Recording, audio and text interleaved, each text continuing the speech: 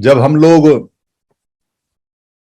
5 मई से अटेंडम ऐसे ही बातचीत करना शुरू किए और जब हमारी बातचीत हुआ करती थी तो बातचीत में हम अपने यार दोस्त रिश्तेदार सबको बहुत फोन करते थे कि आ जाओ, जूम पर बात हो रही है। कोविड का समय था, 5 मई 21 से जब आरंभ हुआ था और सब लोग घर में ठलुआ थे, ठाली थे, कोई काम था नहीं। तो जूम की जो मीटिंग थी, ये मीटिंग सबको बहुत पसंद आई और इस मीटिंग में सब जुड़ने लगे। तो यहां ये जो कंसेप्ट अब दिया जाता है, ये कंसेप्ट पहले से था नहीं हमारे पास।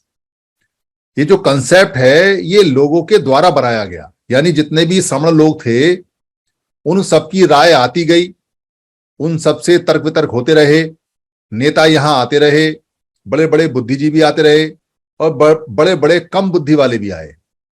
ये सब कुछ मिलाने के बाद में जो फल प्राप्त हुआ वो फल था पुराना समर संघ और उसके नियम। यानी कि पुराना जो हमारा संघ था, पहले बहुत पहले हम लोग समर थे, साथ साथ रहते थे। तो उस नियम में सारे नियम निकल के जब यहां 10 आए तो लोगों के द्वारा, लोगों के लिए, लोगों के नियम, समर संघ के 10 नियम बने। इसके अलावा और भी बहुत सारे नियम हैं जो पास होते हैं।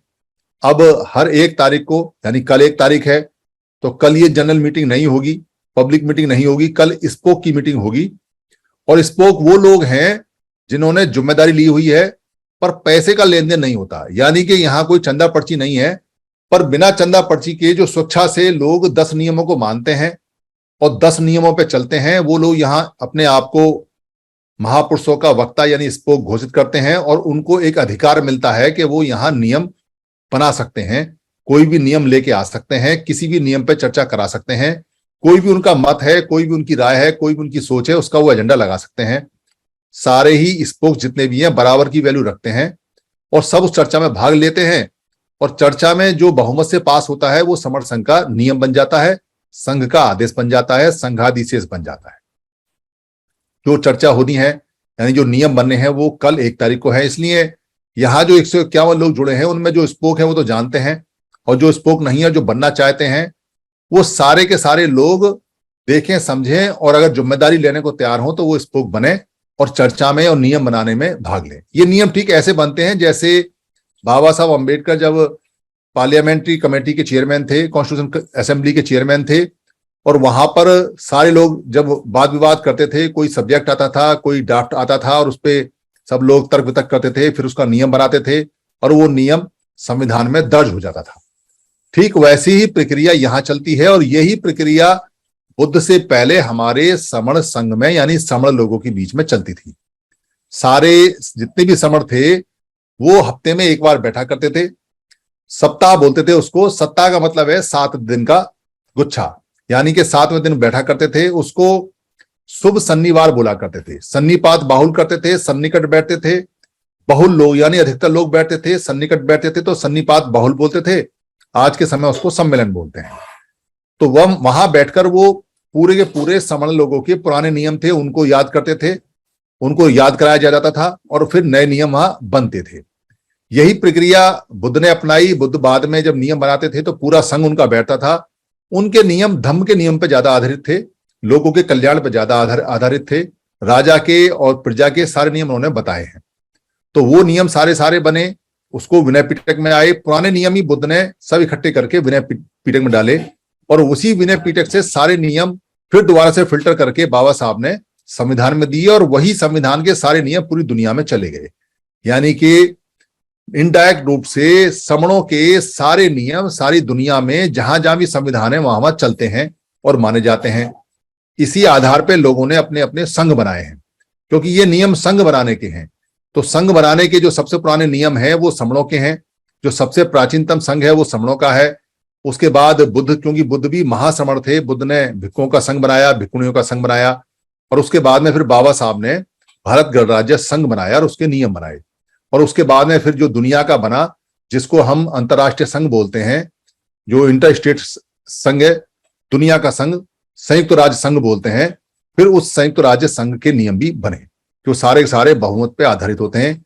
ये प्रणाली, ये टेक्निक भारत की दी हुई है, श्रमण लोगों की दी हुई है और इस पे सबसे अफसोस की बात यह है कि यहां ये नीति खत्म करके जो नीति आई वो उल्टी आ गई, आ गई, वमनों की नीति आ गई। और वमनों की नीति में कहीं चुनाव, कहीं व्यक्ति का, कहीं कोई बात को मानना, या कहीं बहुमत से कहना, या कुछ भी कहना, ये नहीं होता है। वहां सिर्फ व्यक्ति की चलती है, व्यक्तिवाद की चलती है, परिवारवाद की चलती है, किसी पैसे वाले की चलती है, किसी पावरफुल आदमी चलती है, राजा की चलती है, रानी चलती है, राजकुमारी चलती है, राजकुमारी की चलती है, पर प्रजा की नहीं चलती। दरबारी की भी चलती है, दरबान की भी चलती है, पर प्रजा की नहीं चलती। पर समणों के जितने संविधान में, उसमें ना राजा की चलती है, ना रानी की चलती है, ना राजा रानी होता है। वहां प्रजा होती है, लोक होती है, लोगों को लोक बोलते हैं, और लोक से लोकतंत्र बना है, वहां लोकतंत्र की चलती है। ये जो लोकतंत्र का सिस्टम है, सारा का सारा सिस्टम, वही सिस्टम यहां ऐसा का ऐसा उठाकर समर संघ में दोबारा से आ गया है। सेम वैसा का वैसा नियम है। नियम को चलाने के तरीके अलग हैं, पर नियम का सार वही है। 10 गोल्डन नियम है जो यहां बनते हैं। गोल्डन इसलिए बोलते हैं क्योंकि सोना कभी खराब नहीं होता, इसी प्रकार से ये नियम भी कभी खराब नहीं होंगे, इनकी गारंटी है। और ये गारंटी 10वें नियम में आती है कि जो 9 नियम है वो कभी ना बदले जाएंगे, ना अमान्य होंगे, और ना ही वो इधर उधर किए जाएंगे। ये सारे के सारे नियम साधारण लोगों ने बनाए हैं। इसमें कोई वीवीआईपी, वीआईपी, कोई नेता, कोई मंत्री, कोई बहुत बड़ा बुद्धिजीवी, कोई बहुत बड़ा प्रोफेसर, कोई बहुत बड़ा डॉक्टर, कोई बहुत बड़ा आदमी, या कोई किसी गुट, किसी का भी कोई दबाव नहीं है। यहाँ सबने, जितने भी लोग हैं, सब लोगों ने बहुमत करके और अपने अपने नियम सारे सारे रखे और नियम बनाए। इसलिए समर संघ चलता है, क्योंकि लोगों के द्वारा, लोगों के लिए, लोगों का समर संघ है। इसलिए समर संघ रुकता नहीं है, क्योंकि लोगों का संघ कभी रुका नहीं है, इसलिए ये लगातार चल रहा है। दुनिया हैरान है। दुनिया से मतलब है जो भारत में 29 लाख संगठन है, वही हमारी दुनिया है। बाकी दुनिया तो जब आई, हालांकि इंटरनेशनल लोग भी जुड़े हुए हैं, पर हमारी दुनिया यहीं तक है। तो वो 29 लाख संगठन के लोग हैरान हैं कि ये मरते क्यों नहीं है। उनको बड़ा ताज्जुब होता है कि ये पिछले 18 महीने से जी कैसे रहे हैं, 18 महीने से ये लगातार इकट्ठे कैसे हो जाते हैं, और इकट्ठे होने की तो बात छोड़ो, इनकी संगतियां कैसे हो जाती हैं, और संगतियों में कोई इनका खर्चा नहीं, कोई इनका कहीं अकाउंट नहीं, कहीं इनकी पर्ची नहीं कटती, कहीं चंदा नहीं, और एक सिंगल आदमी ऐसा नहीं है जिसने जो इस चंदा मांगा हो, या जिससे ये कहा गया हो कि हमें संगति लगानी है, हमको 10,000 रुपए दे दो या हमको 20,000 दे दो। हमारा कोई आदमी भीख नहीं मांगता, चंदा नहीं मांगता, मतलब भीख नहीं मांगता। हम भिखारी नहीं हैं, हम स्वाभिमानी आदमी हैं। अपने खर्चे से, अपने पैसे से संघ को चलाते हैं, और संघ तभी चलता है जब स्वाभिमान के साथ चले। और स्वाभिमान की पहली शर्त है कि अपनी रोटी लाइए और अपनी रोटी खाइए, बल्कि अपने दोस्त के लिए भी 2 रोटी फालतू लेके आइए। ये स्वाभिमान की पहली कंडीशन है। दूसरी कंडीशन है स्वाभिमान की, अपने खर्चे से आइए। किसी के वाहन में भी बैठते हैं तो उसका खर्चा दीजिए। हर जगह आना जाना अपनी हैसियत के अनुसार कीजिए, अपने खर्चे से कीजिए। ये स्वाभिमान की दूसरी कड़ी है। और तीसरी जो स्वाभिमान की कड़ी है वो ये है कि हमें हर हालत में सांघिक नियम मानना है, संघ का आदेश मानना है, संघ की बात करनी है, किसी व्यक्ति का आदेश नहीं मानना, किसी व्यक्ति को सैल्यूट नहीं करना, किसी व्यक्ति के लिए खड़ा नहीं होना, किसी व्यक्ति की वाहवाह नहीं करनी, चाहे वो बेशक आदमी कितनी मेहनत भी करे, कितनी ना करे। सारे संघी यहां बराबर बराबर माने जाते हैं। इसलिए ये नियम इतने गोल्डन नियम है, इतने सुनहरे नियम है कि इनकी कोई काट नहीं है। जितने संगठन हैं उनको ये समझ में तो आ रहा है कि जो समर संघ के नियम है वो बड़े गजब के हैं। कई लोग ऐसे मिले जो पहले मंच लगाते थे, समर संघ को देख के उन्होंने मंच लगाना बंद कर दिया।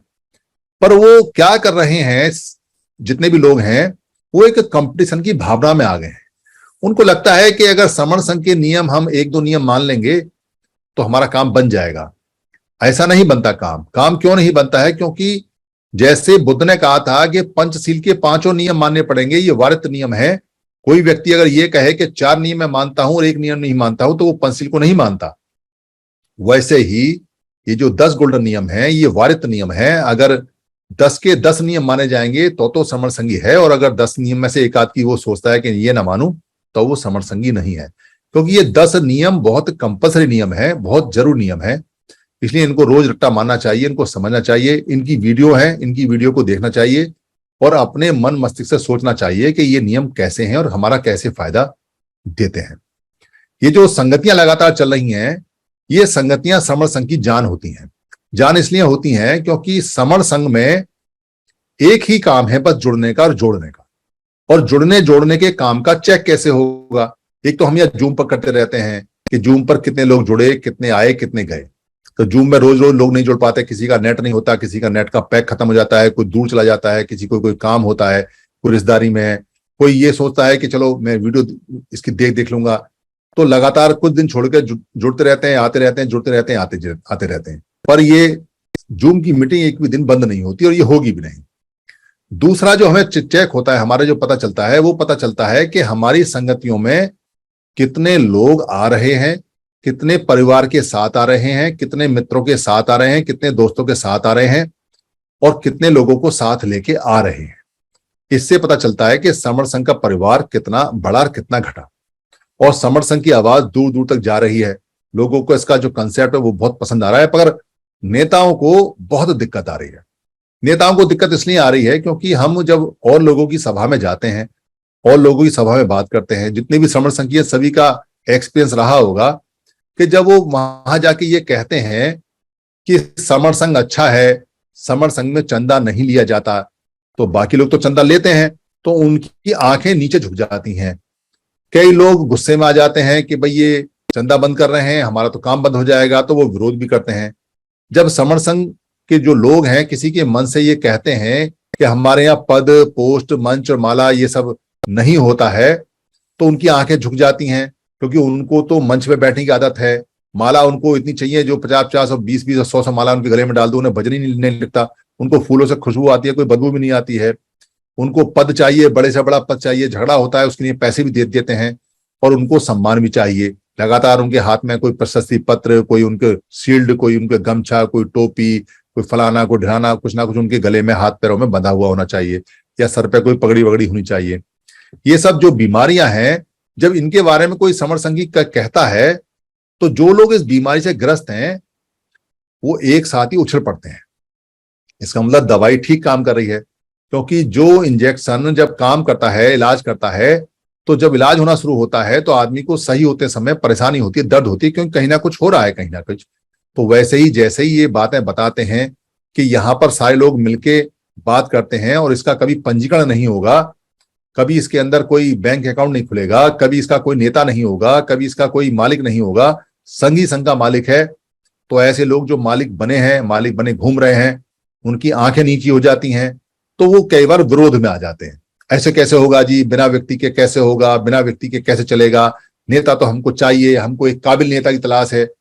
वो दरअसल वो काबिल नेता की तलाश नहीं करते, वो ये कहते हैं अरे भाई काबिल नेता तो मैं ही हूं और बिना मेरे क्या चलेगा, वो ये बात बोलते हैं, पर खुद अपने मुंह से कैसे कहें, इसलिए कहते हैं जी बिना काबिल नेता के कैसे चलेगा। अब उनसे पूछो काबिल नेता कैसा होता है, कहां से लाओगे, कैसे लाओगे, तो अपना नाम नहीं बताएंगे, अपने रिश्तेदार को खड़ा कर देंगे, तू मेरा नाम प्रपोज कर दे, और उसका नाम प्रपोज करके ताली बजा दे, ओके जी यही काबिल आदमी है, यही है।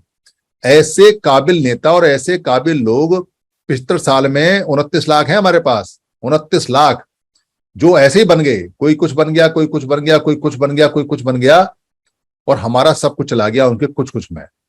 इसको कभी वो ध्यान नहीं देते। आप उनसे कहोगे कि भाई इतने सारे संगठन, इतने सारे नेता हैं, पर आया क्या, हासिल क्या, तो इसका जवाब नहीं देंगे, बल्कि आपसे लड़ बैठेंगे।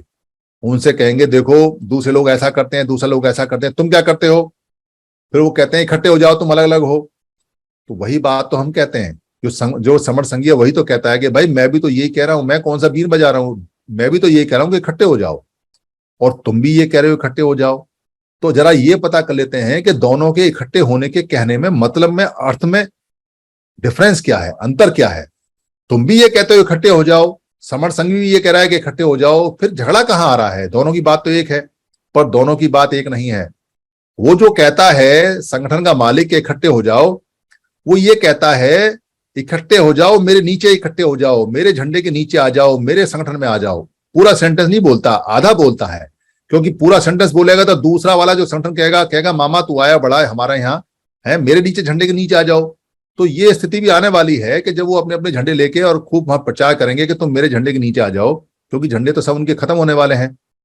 तो उनके कहने का अर्थ होता है कि इकट्ठे हो जाओ, मेरे नीचे आ जाओ, मुझे नेता मान लो, मेरे झंडे में आ जाओ, मेरे संगठन में आ जाओ, बाकी सबको छोड़ दो। और समर संघ ये कहता है तुम सारे इकट्ठे होके आओ, तुम इकट्ठे होके आओगे तो चंदा मिलेगा, तुम इकट्ठे होके आओगे तो हम तुमको नेता मानेंगे, तुम इकट्ठे होके आओगे तो हम तुमसे बात करेंगे, तुम इकट्ठे हो जब तक नहीं होगे, जब तक हमारी तुम्हें लड़ाई रहेगी, तुम अगर इकट्ठे नहीं होगे तो हम तुमको एक्सपोज करेंगे, पूरी दुनिया में बताएंगे कि हमारा जो दुश्मन है वो ब्राह्मण नहीं है, वो ब्राह्मण नहीं है, ये हमारे दिमाग में गलत बात डाली गई है कि ब्राह्मण हमारा दुश्मन है, और ये दुश्मन दुश्मन करके जो डराते हो हमारे बच्चों को और हमको जो डराते हो, पिछले 75 साल से डरा रहे हो, दुश्मन तो तुम खुद हो। तो वो उछल जाएंगे इस बात को कि हम दुश्मन कैसे हैं। उनको तो लगता है कि वो बहुत बढ़िया काम कर रहे हैं, और यहाँ तो सीधे सीधे समर संघ वाले कहते हैं कि दुश्मन तो तुम हो, ब्राह्मण तो है नहीं। ब्राह्मण को क्लीन चिट है पर तुमको नहीं है। क्यों नहीं है? क्योंकि ये बताओ कि 75 साल में ब्राह्मण ने कब ये कहा कि तुम 29 लाख टुकड़ों में टूट जाना? कब उसने ये कहा कि तुम इकट्ठे मत होना? कब वो ये कहने आया कि तुम अगर इकट्ठे हो गए तो तुम्हारी पिटाई करूंगा? कब ये कहने आया वो कि तुम मेरे मंदिर आओ? तो तुम अगर आप मंदिर भी जाओगे तो वो तो भगा देता है। वो तो इतना ईमानदार है कि आपको भगा रहा है, तो वो आपको भगा रहा है, आप जबरदस्ती जा रहे हो। वो आपके यहाँ आता नहीं, वो आपके कहीं बैठता नहीं, वो आपके यहाँ कहीं किसी कार्य में आता नहीं, वो किसी सम्मेलन में आपके में शिरकत करता नहीं। वो कहाँ आपको रोकता है इकट्ठा होने के लिए? कब उसने फतवा जारी किया कि मैंने इकट्ठा नहीं होने दूंगा? तो बहुत से बुद्धिजीवी कहते हैं जी नहीं वो चालें चलता है, नहीं वो ऐसे करता है, नहीं वो वैसे करता है। अरे भाई, जब आपको पता है कि वो चालें चलता है तो आपकी बुद्धि कहाँ है? आप तो पुराने राजा हो, पर वो चालें नहीं चलता। ये गलत बात है। दरअसल क्या है कि वो उसकी रोजी रोटी है, उसको आपसे रोजी रोटी कमानी है, खानी है, वो कोई काम नहीं करता। वो बहुत पहले से बोलता है कि मैं तो गरीब याचक ब्राह्मण हूं, याचना करता हूं, याचना में आपसे पैसा मांगता हूं, आप मेरे को दे दो। तो वो आपसे मांगता है। एक केस ऐसा नहीं है जबकि 4 ब्राह्मणों ने कभी किसी समण को पकड़ के लूटा हो या कभी कोई युद्ध किया हो। ना उन्होंने युद्ध किया, ना ही पकड़ के लूटा है, ना ही लूटमार की है। इसलिए उसका नाम लेना छोड़ो, उसका नाम लेके आप अपने जो कर्म हैं, जो आपने नहीं किए हैं, जो आप में निकम्मापन है, आप उसको छुपाते हो। आप ये नहीं कहते कि हम खुद इकट्ठा नहीं होते, आप ये नहीं कहते कि हम में इकट्ठा होने की काबिलियत नहीं है, आप ये नहीं कहते कि हम निकम्मे हैं, हमको नेता बनना है, आप ये नहीं कहते कि अगर इकट्ठे हो जाएंगे तो हम शासक बन जाएंगे। आप अपनी कमी छुपाने के लिए दुश्मन दुश्मन करके हमारे दिमाग में डालते रहते हो। दुश्मन कभी हमको इकट्ठा होने से नहीं रोका। हमने इतनी संगति की है, आज तक सिंगल ब्राह्मण नहीं आया हमारी मीटिंग में ये कहने के लिए कि आप इकट्ठा क्यों कर रहे हो, क्या बात है, क्या कारण है। वो कहते हो जाओ इकट्ठे। आप इकट्ठे होकर शासक भी बन जाओगे तो ब्राह्मण तो फिर कह देगा मैं तो याचक हूं, गरीब हूं, याचना हूं, कुछ मांगने आया हूं। दो कुछ। वो तो मांगता है, वो तो मांगने वाला है, वो तो भिखारी है, उसको कोई दिक्कत नहीं है, वो बहुत ईमानदार है। बेईमानी हमारे लोगों में है क्योंकि वो दुश्मन का नाम लेते हैं और खुद ये नहीं कहते कि एक दूसरे के दुश्मन हम हैं, हम अपने टुकड़े खुद करते हैं, हम में इकट्ठे होने की काबिलियत नहीं है, हम इकट्ठा होने का सोच नहीं सकते, हम में इतनी अकल नहीं है कि अगर हम इकट्ठे हो जाएंगे तो हम कहाँ के कहाँ पहुंच जाएंगे। इस बात को छुपाने के लिए हमारे दिमाग में लगातार लगातार ये पेनिट्रेट किया जाता है, ये किया जाता है। इसलिए जब कोई व्यक्ति आपसे ये कहे कि ब्राह्मण हमारा दुश्मन है तो उससे कई सवाल पूछो। ब्राह्मण कब आया आपसे ये कहने के लिए कि वो आपका दुश्मन है? ब्राह्मण कब ये कहने के लिए आया कि आप पढ़ना बंद कर दो? ब्राह्मण कब ये कहने आया कि आप शराब की इसको शराब को पियो? ब्राह्मण कब ये कहने के आया कि आप व्यभिचार करो? ब्राह्मण कब आया कि आप गुटखा खाओ, आप सिगरेट पियो, आप तंबाकू खाओ? ब्राह्मण कब ये कहने आया कि आप उससे अपने कर्मकांड कराओ? ब्राह्मण कब ये कहने आया कि आप अपना नाम रखवाओ? और ब्राह्मण ने कब आपका सम्मेलन रोका और कब आपको इकट्ठा होने से मना किया? एक लाइन तो दिखा दो कहीं। एक लाइन नहीं मिलेगी आपको, एक बात नहीं मिलेगी, और उसके बाद भी आप ये कहते हो कि सब उसने किया, उसने किया, उसने किया। तो इनडायरेक्ट वे में आप ये कहते हो कि हम निकम्मे हैं, हम नालायक हैं। उसने किया और हमने करवा लिया, उसने किया और हमने करवा लिया, तो बेवकूफ कौन, नालायक कौन? हम हैं। इस बात को छुपाने के लिए हमारे दिमागों में डालते हैं। इस बात को बताना पड़ेगा, जोर जोर से बताना पड़ेगा। आजकल सिनेरियो क्या चल रहा है? आजकल सिनेरियो ये चल रहा है जो इस समय मार्केट में, यानी कि ओपन जो मार्केट चल रही है हमारे संगठनों की, उसमें कि इनमें त्राहिमाम त्राहिमाम मचा हुआ है। मारे गए, मारे गए, मारे गए। तो मारे मारे जाने का जो सबसे बड़ा कारण है वो ये है कि अब इनके चंदे बंद हो रहे हैं और तेजी से बंद हो रहे हैं, और लोग इनसे सवाल भी पूछने लगे हैं। और मैंने बहुत सारी वीडियो देखी है, बहुत सारे लोगों का भी एनालिसिस किया है, तो मैंने ये पाया कि अधिकतर लोग समर संघ की भाषा बोल रहे हैं। जितने नेता हैं समर संघ की भाषा बोल रहे हैं। हर मंच पे ये सेंटेंस आ रहा है, अरे भाई जब तक इकट्ठे नहीं होंगे मारे जाएंगे, अरे भाई इकट्ठा होना पड़ेगा, अरे भाई एक ही इलाज है, इकट्ठा होना है। तो अभी सिर्फ इतना डर उनमें पैदा हुआ है कि वो समर संघ की बात से डरने लगे हैं कि उनको इकट्ठा होना है, पर समर संघ का नाम नहीं लेते। ये नहीं कहते कि ये समर संघ की आइडियोलॉजी है, पर हमें उससे फर्क नहीं पड़ता क्योंकि हम नाम के लिए काम नहीं करते, हम आइडियोलॉजी के लिए काम करते हैं। तो थोड़ी सी हमको स्पीड बढ़ा देनी चाहिए कि चंदा देंगे जब, इकट्ठे होके आओगे जब, नेता मानेंगे जब, इकट्ठे होके आओगे तब, आपकी बात सुनेंगे जब, संगठनों को इकट्ठा करोगे जब, सारे भिक्षुओं की बात मानेंगे जब भिक्षु संघ में एक साथ इकट्ठे होके आओगे तब, भिक्षुओं को दान देंगे जब भिक्षु इकट्ठे होके आएंगे तब। ये जितने नेता हैं, जैसे बाबा साहब अम्बेडकर के परिवार के 4 लोग हैं, तो हम बाबा साहब की ऑनर करते हैं, बाबा साहब की इज्जत करते हैं, बाबा साहब हमारे मसीहा हैं। पर उनके परिवार वालों के लिए बाबा साहब ने नहीं बोला, बाबा साहब ने कभी नहीं कहा कि मेरे परिवार को पूजना, क्योंकि उन्होंने तो हीरोशिप के लिए मना किया है। पर संविधान के अनुसार हर व्यक्ति हर काम कर सकता है, इसलिए बाबा साहब के परिवार के अगर 3-4 लोग मिलकर सामाजिक काम करना चाहते हैं तो उनका राइट है, उनको करना चाहिए। पर इकट्ठे होके आइए, अलग अलग आएंगे तो हम बाबा साहब की इंसल्ट मानेंगे, बाबा साहब की बेइज्जती मानेंगे, और बाबा साहब के परिवार द्वारा ही बाबा साहब की बेइज्जती मानेंगे। क्योंकि जो बाबा साहब ये कह के जाते हैं, ऑर्गेनाइज, संगठित रहो, इकट्ठे रहो, उनके परिवार के लोग अलग अलग हैं। तो आप कैसे तरक्की करोगे, आप कैसे बचोगे? कौन आएगा ये कहने के लिए? कोई नहीं आता कहने के लिए, क्योंकि कोई बुरा नहीं बनना चाहता, सब मिट्ठू मियां बनना चाहते हैं, मीठी मीठी बोलते हैं, चाहे बेशक बच्चों की गर्दन कट जाए, चाहे बेशक सारे अधिकार चले जाएं। ये सबसे बड़ी बात है कि हमारे लोग देखते हुए भी सामने के गलत हो रहा है, बुरा नहीं बनना चाहते, कहना नहीं चाहते। हमारे नुकसान होने का और हमारे मरने का मेन कारण ये है। पर समर संघ के जितने लोग हैं वो इस बात को समझ गए हैं और वो समझा रहे हैं कि बोलोगे नहीं तो मारे जाओगे, अगर इकट्ठा नहीं होगे तो मारे जाओगे, और जुड़ोगे नहीं तो मारे जाओगे। क्योंकि ये जंगल का नियम है, ये प्रकृति का नियम है कि जो चीज जुड़ी रहती है वो बढ़ती है और मजबूत रहती है, और जो चीज टूट जाती है वो रेत बन जाती है, मिट्टी बन जाती है, मारी मारी घूमती है, उसका कोई वजूद नहीं होता, वो खत्म हो जाती है। इसलिए जुड़ेंगे तो जिंदा रहेंगे, जुड़ेंगे तो बच्चों के अस्तित्व बचेंगे, जुड़ेंगे तो हमारी सारी चीजें हमारे पास वापस आ जाएंगी। पर जुड़ने में जो बाधा है, उस बाधा को दूर किए बिना कैसे जुड़ोगे?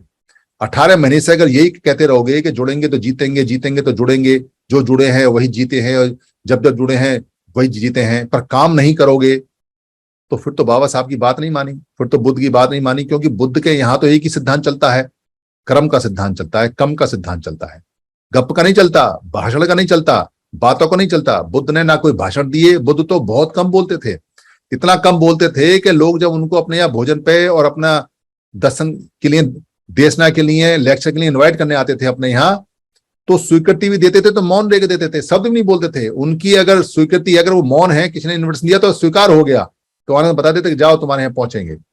तो इतना कम बोलते थे, और जितने काम की बात है उतनी ही बोलते थे, फालतू एक शब्द नहीं बोलते थे। उनके पूरे त्रिपिटक संगायन में, पूरे त्रिपिटक में, पूरे 45 साल में एक भी ऐसी बात नहीं है जो उन्होंने फालतू बोली हो, एक भी सिंगल बात ऐसी नहीं है जो किसी झगड़े में पड़े हों। अपना काम करते थे, सतत करते थे, निरंतर करते थे, लगातार करते थे। बहुत सारे उतार चढ़ाव आए, बहुत सारी चीजें ऐसी आई जबकि भिक्षु संघ मायूस हो गया, बहुत सारी ऐसी चीजें आई जब लोग परेशान हो गए, बहुत सारी चीजें ऐसी आई कि जब उनको भोजन नहीं मिला, उनको मारा गया, पीटा गया, धूल फेंकी गई। पर वो जानते थे कि सच्चाई यही है, परिणाम इससे ही आएगा, थोड़ी मुश्किल तो है पर आएगा। ये वही समर संघ है, ये वही एजुकेशन है जो बुद्ध की है, ये वही एजुकेशन है जो बुद्ध ने बाबा साहब को दी या बाबा साहब ने बुद्ध से ली। ये वही एजुकेशन है जो हमारी जानवरों में, प्रकृति के अंदर है। इकट्ठे रहोगे, लगातार रहोगे, करते रहोगे तो जीतने की पूरी पूरी गारंटी है, दुनिया में कोई रोक नहीं सकता। 75 साल में पहली बार ऐसा हो रहा है कि हलचल इतनी ज्यादा मची हुई है, इतनी ज्यादा हलचल मची हुई है कि संगठनों को लग रहा है कि उनका अस्तित्व खत्म है। आप सारी मीटिंगों में जाते रहिए, समर संघ की पॉलिसी बताते रहिए। अब तो किताब आपके पास है, कोई अगर ना भी आपकी सुनता हो तो 13 रुपए 60 पैसे की उसको दे के उसे कहना उसको पढ़ ले और उसके बाद फोन करना। और कोई 13 रुपए 60 पैसे ना भी देता हो तो आप दान समझ के उसको किताब दे देना। एक दिन में 13 रुपए 60 पैसे तो दान कर ही सकते हो, इसमें तो कोई शक नहीं है। तो महीने में अगर 30 भी आप दान दे दोगे अपने खर्चे से, तो भी समर संघ की आइडियोलॉजी जाएगी। जितनी तेजी से समर संघ की आइडियोलॉजी जाएगी उतनी तेजी से हम बढ़ेंगे, और जितनी तेजी से हम इकट्ठा होकर लोगों को ये सबूत देंगे इस बात के कि देखो हम जमीन पर भी कितने ज्यादा इकट्ठे हैं, तो उससे हम और तेजी से बचेंगे और तेजी से काम चलेगा। इसीलिए कुछ संगतियां होने वाली हैं, उन संगतियों का ध्यान रखो और जो संभव हो सके उसमें पहुंचे। अभी संकिसा की संगति आने वाली है 12 और 13 नवंबर की, शनिवार इतवार की। बहुत बढ़िया खाना, बहुत बढ़िया रहना बुद्ध विहार में, बहुत बढ़िया माहौल में होगी, बिल्कुल नेचुरल खेतों के बीच का माहौल है, बहुत बढ़िया जगह है। दिल्ली से बस हो गई है, बस में मेरे ख्याल में 44 सवारी हो गई हैं, 3-4-5 सवारी और आ सकती हैं। तो आर के बॉस सर से कह के उसमें बस की टिकट ले लें, जो लोग अपनी गाड़ी से जा रहे हैं गाड़ी से जाएं, जो ट्रेन से जा सकते हैं जाएं, फर्रुखाबाद में जो जाना चाहते हैं वो यहाँ अपना नंबर डाल दें, उनसे बात कर लेंगे। उसके बाद बिजनौर की आ रही है, उसके बाद में जो संगति है हमारी कानपुर की आ रही है 11 तारीख की शायद। उसके बाद में जो आ रही है हमारी वो आ रही है इधर की नागपुर की, 6, 7, 8 तारीख की नागपुर की है जनवरी में, जो सारे स्पोक्स को करनी है। और वहां पर 3 दिन की ट्रेनिंग का कार्यक्रम लगेगा, बहुत बड़ी मीटिंग रहेगी, कुछ संगठन बुलाए भी हैं। 25 दिसंबर की मीटिंग दिल्ली की है, जिसमें जो लोग आना चाहें आए। उसमें 300 सीट हैं और 300 सीट में जितने ज्यादा 350 तक भी हो जाएगी, इसलिए जो आना चाहते हैं वो आए। वो बहुत बड़ी मीटिंग रहेगी। और जो सबसे इंपॉर्टेंट हमारी मीटिंग और सबसे बड़ी मीटिंग रहेगी जो साल में एक बार होती है, वो होती है जब हम सारे इकट्ठे होते हैं, वो 12 फरवरी की दिल्ली की है। तो जो आसपास के लोग हैं वो सब 12 फरवरी की अपनी रिजर्वेशन करा लें, या बस बुक करा लें, या टिकट बुक करा लें, या अपना परिवार के साथ करा लें। वो पारिवारिक संगति रहेगी, सबको परिवार के साथ आना है और आना ही है। वो दरअसल हमारा मेला है, हमारा उत्सव है, हमारा सम्मेलन है, वो हमारी संगति है। वहां हम सब मिलेंगे और वहां कुछ फायदा भी हो सकता है। किसी की शादी वादी का, बेटा बेटी का हो तो वहां कोई रिश्ता विस्ता पक्का हो सकता है। लोग आएंगे जाएंगे, मिलेंगे, बेटा बेटी के साथ आएंगे, परिवार के साथ आएंगे। वहां संगति भी चलती रहेगी और वहां पंडाल भी लगेंगे। वहां लोग कुछ ना कुछ बेचेंगे, कुछ ना कुछ खरीदेंगे। जो जिसको जैसे चाहे वैसे करना, पर रजिस्ट्रेशन पहले करा लीजिए, क्योंकि रजिस्ट्रेशन पहले कराने से जो तैयारी कर रहे हैं वहां के लोग, उनके लिए आसानी हो जाएगी। और अपने रिश्तेदारों को, अपने दोस्तों को, अपने परिवार वालों को, सबको दिखाइए कि ये हमारा परिवार है, ये हमारी फैमिली है, ये हमारा समर संघ है।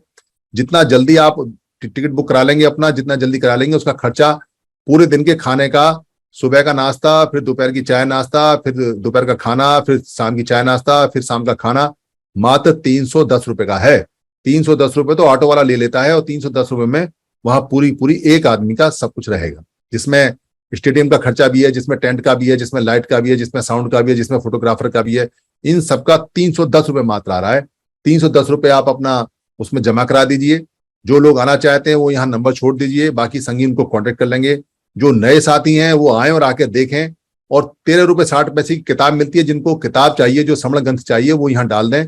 BS आजाद सर उनके यहाँ डाक से किताब भेज देंगे। डाक का खर्चा अलग से है, क्योंकि जुड़ने के जो माध्यम है वो हमारे वीडियो है, टीवी है, अखबार है, किताब है, और वो सब हमें इस्तेमाल करने हैं। और सबसे ज्यादा इंपॉर्टेंट है मुंह से मुंह को बताना, यानी कि घर के अंदर जो रिश्तेदार आए, पड़ोसी आए, मोहल्ले में आए, या हमारी महिला कहीं जाएं तो उनको बताएं। बताने से ज्यादा असर होता है। भगवान बुद्ध के पास में ना अखबार था, ना टीवी था, ना उस समय कागज था, ना पेन था, ना अक्षर थे, सिर्फ भाषा थी।